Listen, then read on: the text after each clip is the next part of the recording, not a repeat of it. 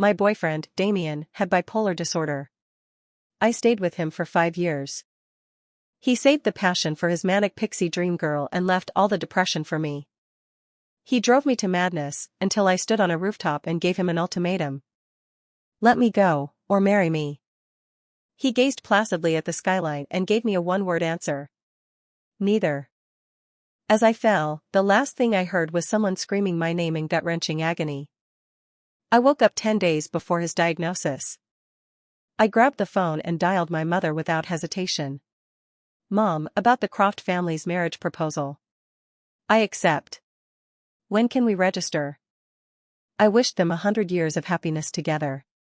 But when I ran into him at the marriage registry, and he saw me holding another man's hand, he went absolutely insane. On a yacht at sea, Damian Voss was in the throes of a manic episode. Just moments ago, he and Lily Moon had been engaged in a dance that was more of a public seduction. They were pressed together, grinding against each other until Lily's dress strap snapped. Damian, ever the gentleman, had retied it for her. I sat on the sofa, my face a blank mask as I watched them. One of Damian's lackeys sidled up to me, whispering excuses in my ear. Jules, don't be mad. My bro is just playing around. Everyone in our circle knows you're the one he can't live without. Can't live without. Not loves. Everyone knew he loved Lily. He never denied it, letting their laughter be my humiliation. When his mood soured, he would turn the world upside down to find me, demanding my presence. And still, I was greedy. I had tried to make him see only me. The memory of my own death flashed before my eyes, and I slapped myself, hard. The sudden, sharp sound shocked everyone into silence. The music stopped. All eyes were on me, on the red handprint blooming on my cheek. The two dancers finally pulled apart. Damian's face was a thundercloud. His eyes shot daggers at me, a silent threat, don't you dare start something. Lily, ever the picture of sweet concern, asked in a syrupy voice, Juliana, what's wrong? Are you upset that Damian and I were dancing? If it bothers you, we'll stop. I touched my stinging cheek and waved a dismissive hand. No, keep dancing. Please, don't mind me. The atmosphere, already tense, froze completely. My words were casual, but to them, they were the prelude to a storm. Everyone knew how possessively I watched over Damian. To them, my nonchalance sounded like a declaration of war. Damian exploded. With a furious roar, he swept the entire table of drinks to the floor. Glass shattered everywhere. Lily shrieked in fright. Sensing Damian's fury, the others quickly escorted Lily off the main deck. The once lively space was suddenly empty, leaving just the two of us. I pressed my tongue against the inside of my cheek, trying to mask my awkwardness. I wanted to flee, but any sudden move would be a mistake. If the madman noticed I was trying to leave now, he'd probably strangle me. After a few minutes, Damian's reason won a small victory over his rage. He softened his stance, opting for conciliation. I stopped dancing. Don't be angry, Juliana. I'm not feeling well, can't you just consider my feelings? You know how it is. When Lily's here, I'm happy. When she leaves, I get down. I stretched my lips into a semblance of a smile. It's fine. I'll go get her for you. His grip was like iron as he grabbed my arm, preventing me from leaving. His face was a mask of confusion. I was just dancing. It's Lily's birthday, we were all celebrating together. I even brought you with me, and you still have to make a scene? You won't give me any face at all, will you? His eyes were bloodshot. I said no more. There was no point in listening to explanations I didn't want to hear. My lack of struggle seemed to placate him. After a moment, he loosened his grip. Seeing the red marks his fingers had left on my arm, he winced slightly and rubbed the spot gently, letting out a soft sigh. See? It's so much better when you're just obedient. You know I can't be without you when I'm feeling unstable. Why do you have to be so insecure?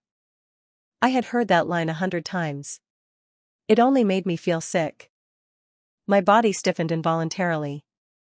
He felt it, his eyes flicking to mine with a flicker of alarm. Just then, a cry of pain from Lily, who had been led away by his friends, pierced the air. The tension in my chest eased. Lily always had a way. True to form, Damian was hooked. He heard her cry and bolted without a second glance. I followed slowly, a spectator to the drama. A ridiculously thin scratch was starkly visible against her pale skin. It was on her knee, but she had hiked her skirt all the way up to her thigh, her eyes brimming with unshed tears. The other guys stood around helplessly. "Damian, Lily was worried about you, she came back to check, and she got cut on the glass." She leaned against him, feigning weakness, her eyes shimmering. No man could resist that. I offered a helpful suggestion, pointing to a corner of the yacht. "There are bandages over there. You should wrap it up." But Damian's look was sharp and cold. "Juliana, now is not the time to be jealous. Lily is hurt. I'm taking her to the hospital. You can go home by yourself." He had the boat docked, then carried Lily tenderly ashore. His entourage followed, not one of them giving me a second thought. In my past life, I would have screamed, fought, and tried to expose Lily's manipulative charade. I would have pointed at the insignificant scratch and argued with Damian, desperately trying to make him stay. And I would have watched as he publicly humiliated me for my pettiness. But now, I could barely contain the smile spreading across my face. I couldn't wait for him to leave. Just before he disappeared, Damian glanced back at me, a flicker of shock in his eyes. Then, he was gone. I pulled out my phone. "Hey, Mom. Is that marriage agreement with the Croft family still on the table?" My mother sounded suspicious. "The Crofts? Didn't you tell me you would never marry anyone but Damian Voss? Don't go ruining the Croft boy's life just because you had a bad breakup." I knew a few sentences wouldn't change the stubborn impression I'd built in her mind, so I cut to the chase. "Mom, I was young and foolish. I've made up my mind. I'll marry him. We can register in 10 days. My mother let out a sigh of relief. "Good. Then come home and get married." The moonlight on the sea was beautiful. With the boat empty, a profound peace settled over me. It was a gorgeous night. As I fell from that rooftop, my heart had been filled with regret. Such a beautiful world, and I would never see it again. All for a man who couldn't even say he loved me. I had tolerated his hot and cold moods for 5 years, begging only for a title, a commitment. He had looked at me on that ledge as if I were a complete stranger. "Lily is my medicine," he'd said. "But I can't be without you, either. It would be so much better if you both just stayed with me." Having died once, I would never again waste my life on someone so unworthy. Back at the villa, I began to pack. I hadn't bought much for myself over the years. My shopping trips were always for him. It took me only half an hour to pack my life into a single suitcase. In front of me sat a pile of quirky little trinkets he'd given me. They had been my most treasured possessions. I bundled them up, carried them to the window, and, sitting on the balcony ledge, began to toss them out, one by one. With each discarded item, I was saying goodbye to my past self. It was liberating. Ouch. My joyful purge was interrupted by a soft cry from below. I looked down. It was Damian and Lily. He saw me perched on the balcony railing, and his legs nearly gave out. After Lily steadied him, his eyes filled with rage. "What the hell are you doing? Are you insane? Just because I came back a little late, you're threatening to kill yourself? Lily is just staying for one night. Get back inside." I swung my legs back over the railing and slowly made my way downstairs. "Juliana, I'm so sorry we're so late," Lily said. "You must have been worried sick, that's why you were throwing things, right?" Seeing that I wasn't about to self-harm, Damian relaxed slightly. He snatched the object from Lily's hand and confronted me. "Lily has stayed over before. Do you have to throw a tantrum every single time?" I resisted the urge to cover my ears. I couldn't believe I had ever been so pathetic. He looked down at the object in his hand and realized it was the music box he had given me. He stared at it, a flicker of something unreadable in his eyes.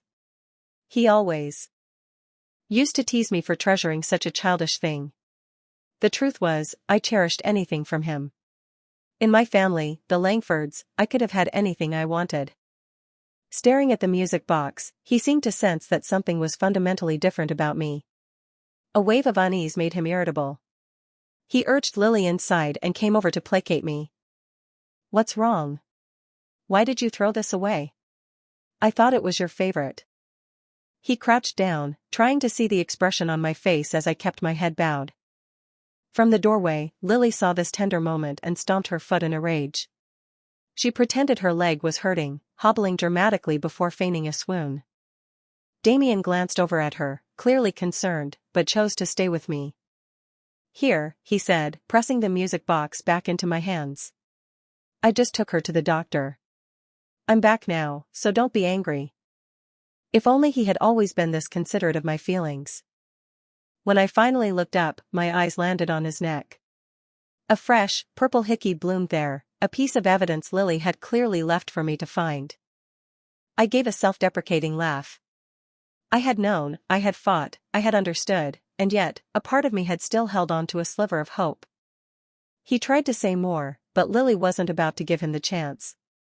Her slender figure swayed twice before collapsing dramatically in the bedroom doorway. Damian had no choice but to rush over, lift her up, and carry her into the bedroom.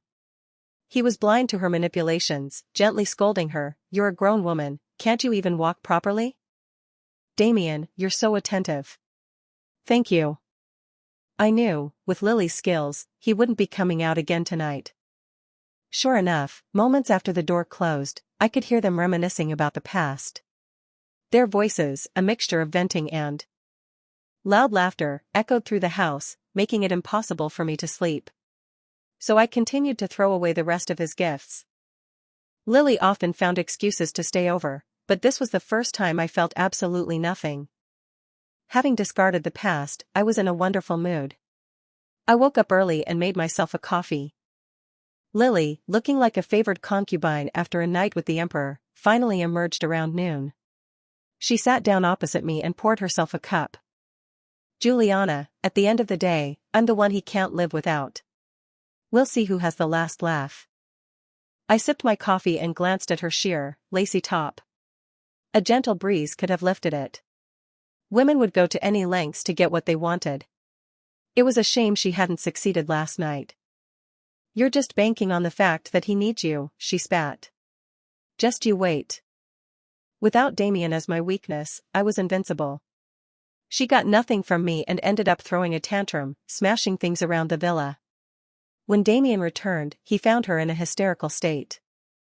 Assuming I had bullied her, he spent ages consoling her before she finally left.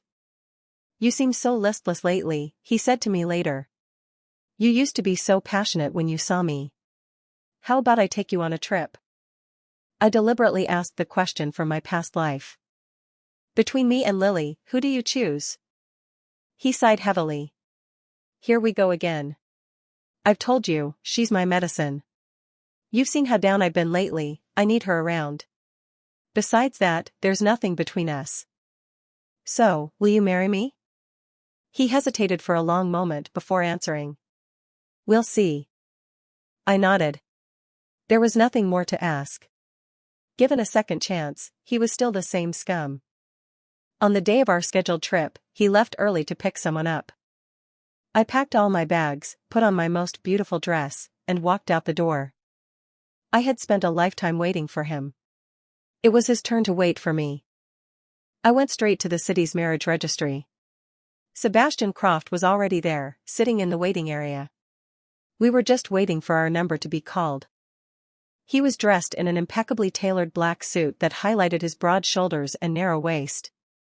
He was devastatingly handsome.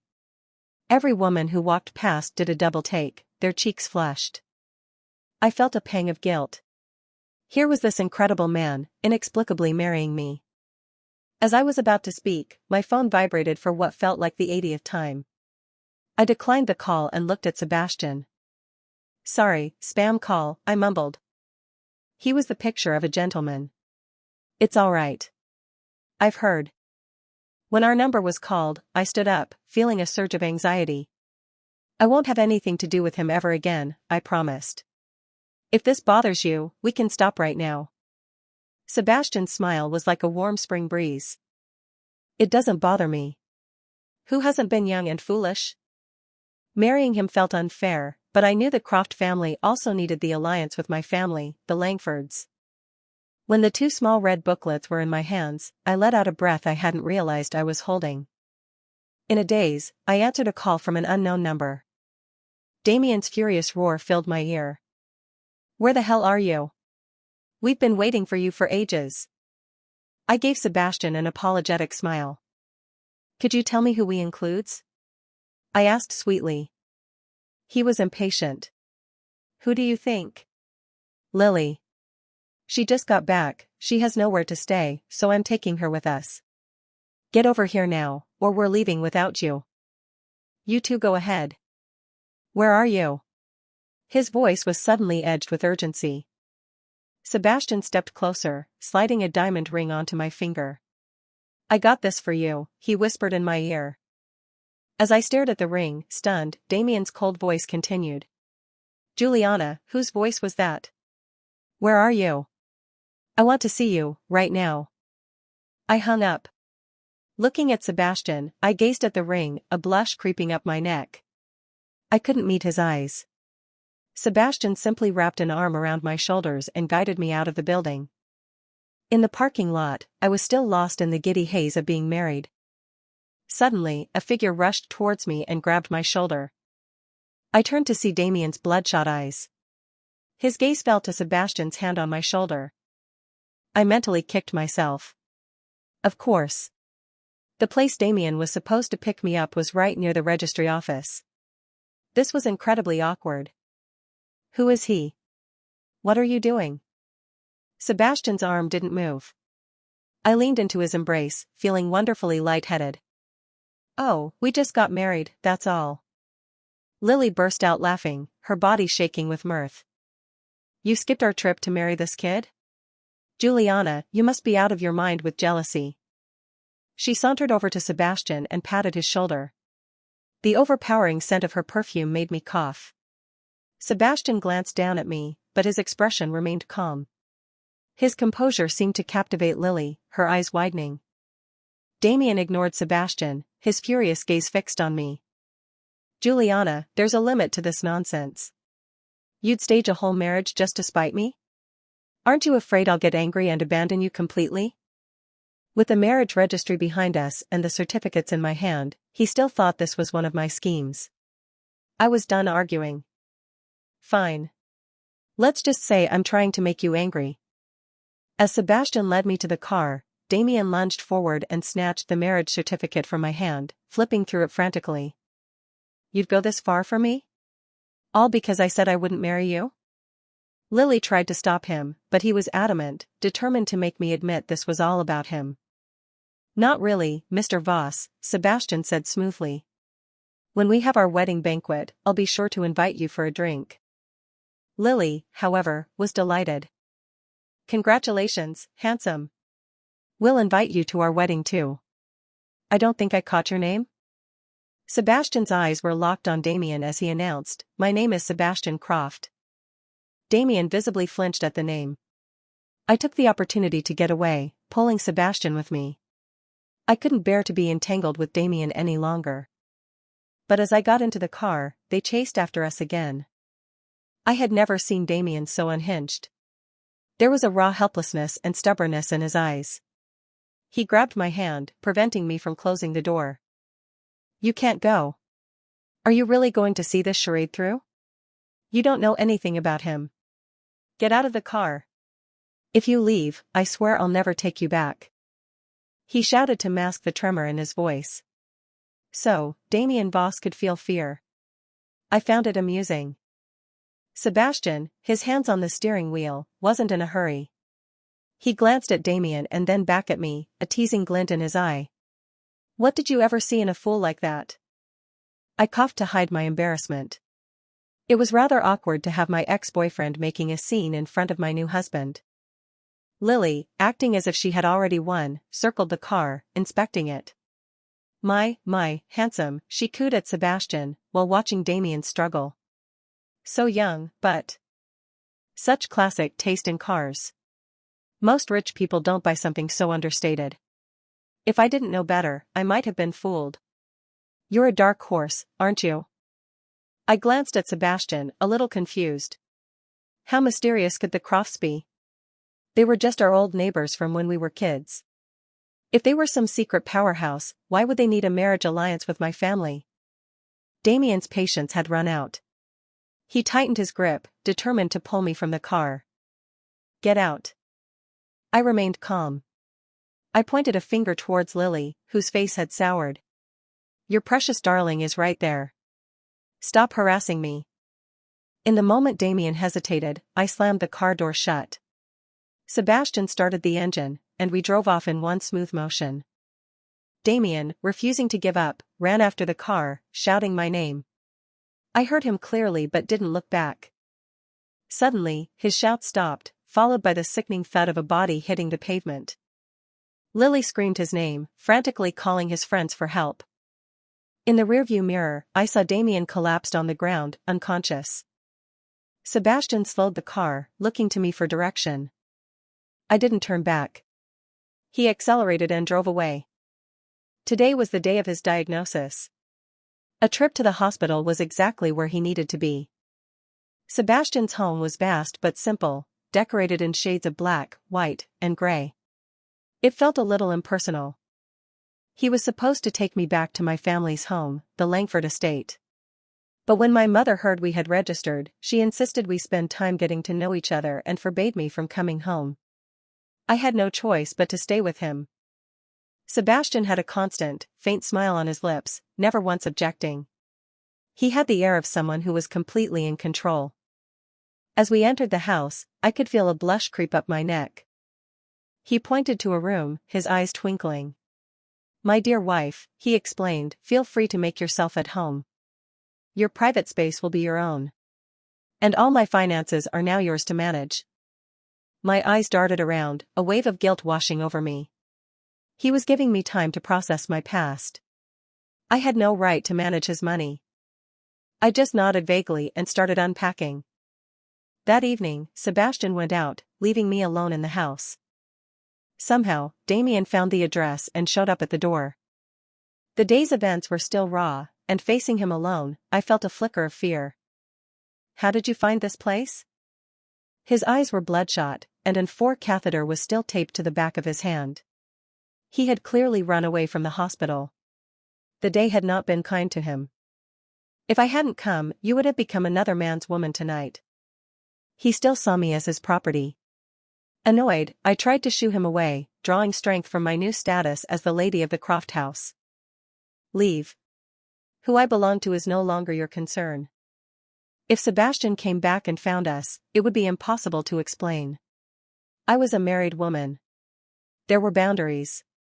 And having a late-night rendezvous with my ex-boyfriend in my new husband's home was definitely crossing them.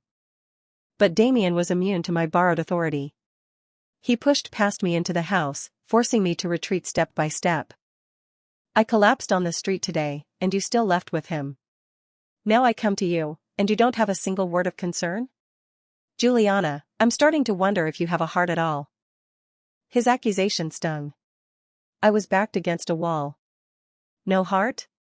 Did a person with no heart get driven to jump off a building?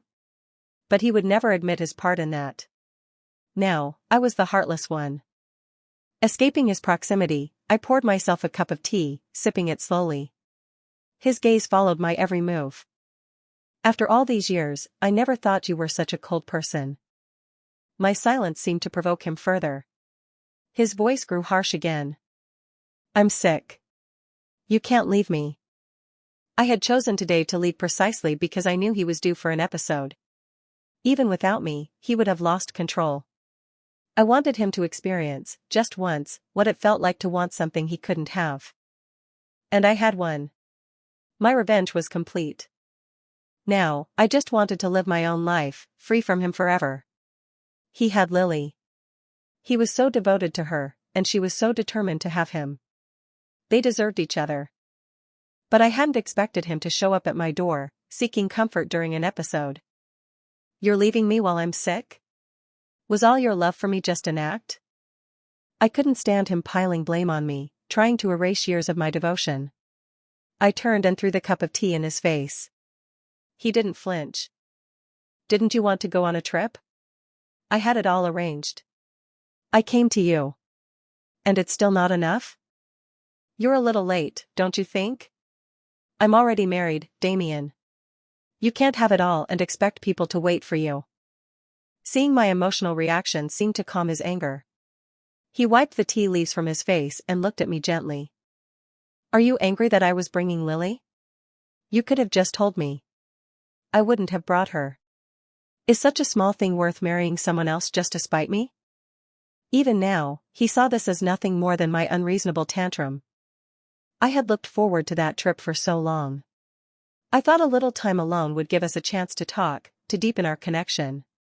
It was a chance for him to leave Lily behind, to quietly consult his own heart. He didn't understand. When you yearn for something for too long, its late arrival loses all its magic. I turned to face him, my resolve absolute. Damian, I'm not jealous. This isn't about Lily. I tried. I'm tired now. I want a peaceful life. I don't want to fight for something that was never mine. You couldn't give me the security I needed, so I found someone who could.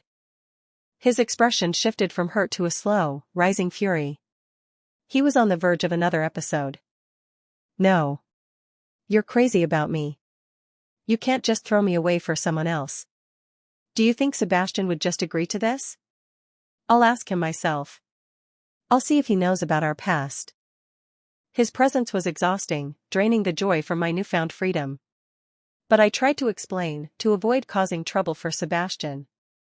You wouldn't marry me. You wanted me to live in a threesome with you and Lily forever. I don't want that. The thought of being entangled with you two for the rest of my life is terrifying. Can't I just withdraw? He couldn't comprehend my suffering. He only saw it as me abandoning him, refusing to let him torture me for the rest of my life. He grabbed me, his grip unyielding. No. You're not going anywhere. He was weak from the hospital, and with a surge of strength, I pushed him away. But a crazed Damian was more than I could handle. He closed the distance again, his hand tracing the line of my face, his thumb brushing my lips. Did he kiss you? Have you slept together? Do you want me to pay you back in kind? His strength was overwhelming. I couldn't push him away. A sob escaped my lips. Just then, Sebastian appeared behind me. With a single, swift kick, he sent Damian sprawling into a corner. He pulled me into his arms, shielding me. Get out, he said, his voice laced with disgust. Don't be so revolting. Damian, on the floor, started laughing maniacally, pointing a finger at me. She's my woman. You married her so quickly, you must be after something too. Why else would you want her? I was still shaking, leaning against Sebastian. I didn't know when he had come back, or if he'd seen everything and now thought I was nothing but trouble. I cared what he thought. I didn't want to be disdained again. Several bodyguards stood behind him, their heads bowed. Sebastian hauled Damian up by the collar and threw him out the door. The bodyguards followed. The house was finally quiet. When Sebastian returned, I looked at his calm expression and felt my face burn with shame. If you're embarrassed by this, I'll go back to my family's home. I won't appear before you again. And don't worry, the Langford family will uphold its end of the agreement. He frowned slightly and gently stroked my hair. You don't have to be so strong all the time. If he bothers you again, just call me. He wasn't kicking me out. I was so moved I could have cried. That night, after my shower, I went to his room, my face flushed, trying to think of something to say. He was wearing a pair of thin, gold-rimmed glasses, reading a document. He blushed when he saw me and quickly looked away. The document looked important, but he didn't hide it from me. I only remembered that the Crofts had lived next door to us when we were children. I knew his family was well off, but I didn't know much about what he actually did. I moved towards him slowly, giving him plenty of time to turn me away. He didn't. He just smiled and patted the seat beside him. I sat down, my face on fire. I'm curious, I said. What do you do? He continued to flip through the document, completely at ease with my presence. It was all in English, and my eyes, blurry from the steam of the shower and without my own glasses, quickly tired of trying to read it. Only when my face was thoroughly scarlet did he finally put the document down and move closer. I could smell the clean scent of his shower gel, and my head felt light. Me? I'm in business, he said simply. The tips of his ears were red. He wasn't as calm as he appeared. I didn't ask what happened to Damian, but I was desperate for a topic of conversation. He saved me. My dear wife, he murmured, his voice low. If you'd like to get to know me on a deeper level, I think we could find a better way. I fled. If I stayed another second, my heart might leap out of my chest. He was dangerously charming. A single word from him sent shivers down my spine. Back in my room, I rolled around in bed, wrapped in my duvet. Finally, I got up and took out the 2 red marriage booklets and the diamond ring. I arranged them perfectly, took a photo, and posted it to my social media. The caption, a married woman.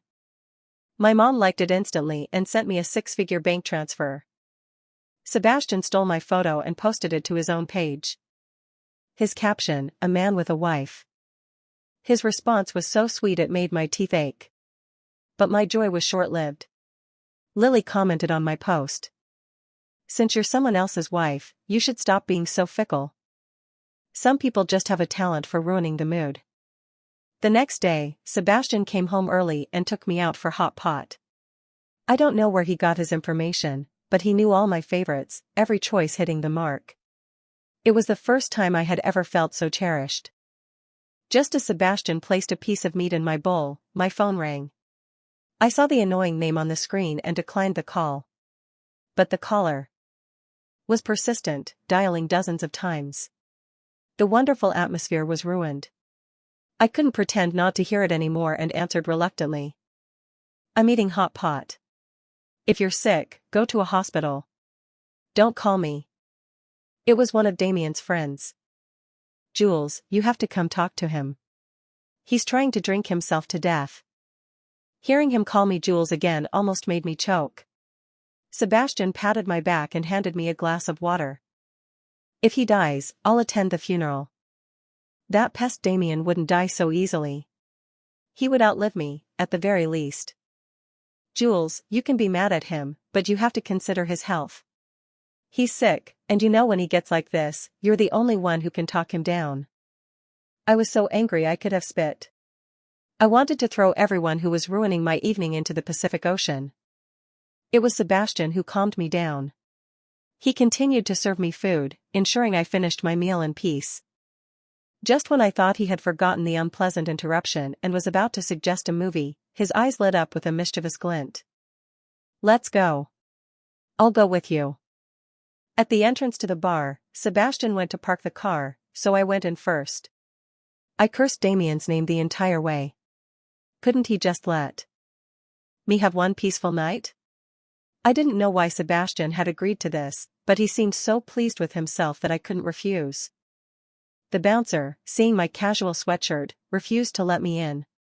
It was only when Sebastian returned, wrapping an arm around my shoulder, that the bouncer looked as if he'd seen a ghost, bowing a full 90 degrees and ushering me inside. I had been to this place with Damian before, and they had never been this polite. I shot Sebastian a suspicious look. He just shrugged and smiled, gesturing for me to go upstairs. The thought of facing Damian alone was exhausting, but I steeled myself and went to find the private room. The bouncer must have radioed ahead, because every staff member I passed stared at me. When I caught one of them looking, he actually offered me a drink. "Ma'am," he said, "is there anything I can get for you?" "Ma'am. I guess that's what happens when you get married." At the door to the third-floor private room, Damian's friend looked like he was about to fall to his knees. "Jules, you're finally here. He's about to tear this place apart." I scoffed. "Smashing up someone else's bar because you're in a bad mood. How mature." The room was thick with smoke. The floor was covered in broken glass. My first instinct was to turn and leave. But his friends were blocking the door.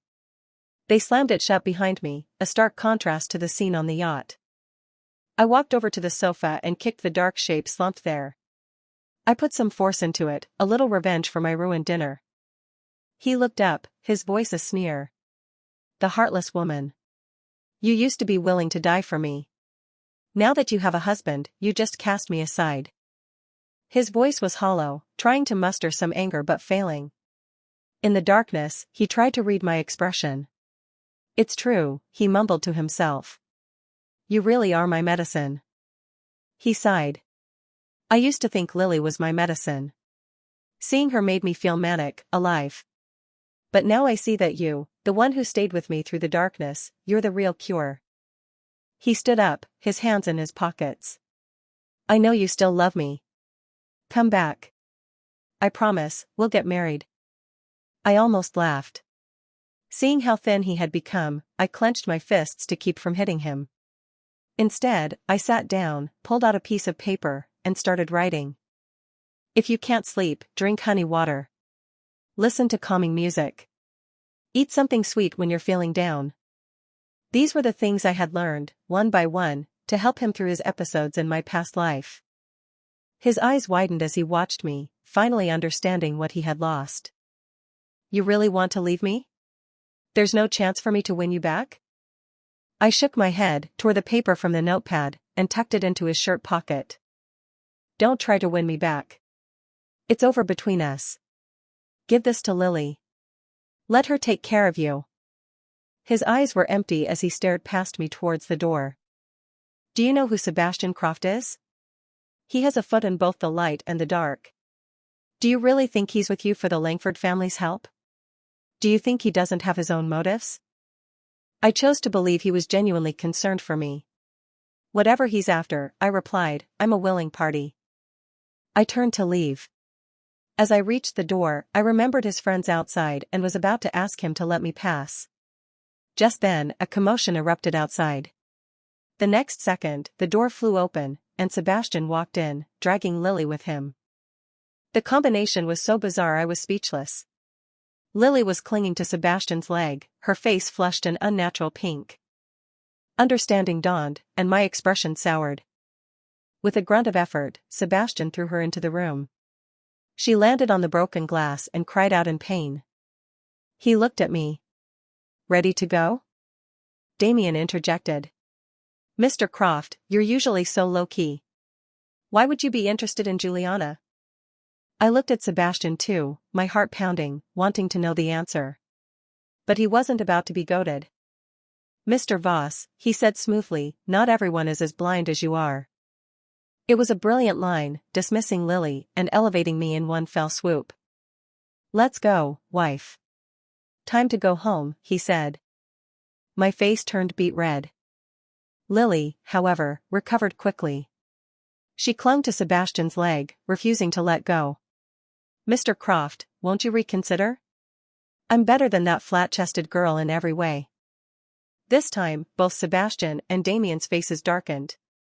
Mr. Voss, Sebastian said, his voice dangerously low, control your woman. She tried to drug my drink. The next time I find her trying something like that, I'll be tempted to break both her hands. That sobered Lily up instantly.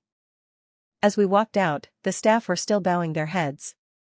Sebastian paused at the door, a smile playing on his lips as he gave a final instruction. Comp Mr. Voss's bill tonight. A thank you for delivering the lady of the house to me. And just like that, I knew what Sebastian Croft really did. I stepped back, and with all my might, I slapped Lily across the face. Her surgically perfected nose was now crooked and swollen. If you ever dare to go after my man again, I snarled, I will show you what the Langford heiress is capable of. When I turned and took Sebastian's arm, the light in his eyes could have illuminated the entire room. His good mood lasted all the way home. I'm happy you were jealous for me, my dear wife, he said, beaming. Lately, I had noticed that my parents were ridiculously fond of Sebastian. I finally found out why when I went home, laden with gifts. It turned out that Sebastian had grown up right next door. But I, the wild child, had always looked down on the nerdy, studious Croft boy. He used to watch me from his window as he studied, me in the yard, digging in the dirt. He envied my freedom. My future in-laws told me that even back then, Sebastian had decided he would marry no one else. He had resolved to work as hard as he could when he was young so that I could play in the mud for the rest of my life. Now, he had more than lived up to that promise. He had built an empire, and I was free to do whatever I wanted. In his words, he had already done all my hard work for me. After that night, Lily would often contact me to complain about Damian and fish for information about Sebastian. I shut her down every time. Juliana, I'm going crazy. Damian is a psychopath. You knew, didn't you? You just dumped him on me. How could you be so selfish? My only reply was, I should be thanking you. You cured me of my blindness. Under Lily's care, Damian's condition only worsened. One day he would be manic, sending me lavish gifts, the next, he would be depressive, sending me long, rambling stories. Sometimes, when he was particularly ill, he would threaten me. I used to find it annoying when you chased after me. Now that you're gone, I find the idea of chasing you much more interesting. How about we have an affair? It would be thrilling, I guarantee it. I never replied. I was busy planning my wedding to Sebastian. On our wedding day, Sebastian and I were surrounded by the blessings of our loved ones. He had assigned someone specifically to watch Damian. But Damian did nothing. When we came to his table, he simply handed me a pair of exquisite, expensive watches. Be happy, he said quietly, and then he left. I never saw him again. I only heard that Lily's botched plastic surgery had ruined her face, and she had disappeared from our social circle completely.